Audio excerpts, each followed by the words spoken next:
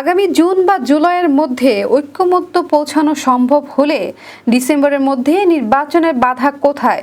অন্তর্বর্তী সরকারকে উদ্দেশ্য করে এমন প্রশ্ন করেছেন বিএনপির স্থায়ী কমিটির সদস্য নজরুল ইসলাম খান। শুক্রবার জাতীয় প্রেস ক্লাবে বাংলাদেশ লেবার পার্টির আলোচনা সভায় এ কথা বলেন তিনি।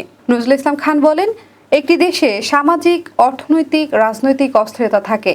তা মোকাবেলাও সমাধানের জন্য রাজনৈতিক সরকারের বিকল্প নেই। অন্তর্বর্তী সরকার বিষয়টি বোঝে, কিন্তু তাদেরকে নানাভাবে প্রভাবিত করার চেষ্টা হচ্ছে। তিনি আরো বলেন, বিএনপি পরিপূর্ণ সংস্কারের পক্ষে, তবে সংস্কার একেবারে শেষ করার বিষয় নয়। এটি অংশীজনদের মতামতের ভিত্তিতে একটি প্রক্রিয়ার মধ্যে হবে। সংস্কারের বিষয়ে বিএনপি সহ বিভিন্ন রাজনৈতিক দল প্রস্তাব দিয়েছে। আগামী জুন বা জুলাইয়ের মধ্যে ঐক্যমত্যে পৌঁছানো সম্ভব হলে ডিসেম্বরের মধ্যে নির্বাচনের বাধা কোথায়? এ সময় কাউকে সুযোগ দিতেই নির্বাচন পেছানো হচ্ছে কিনা এমন প্রশ্নও তোলেন তিনি।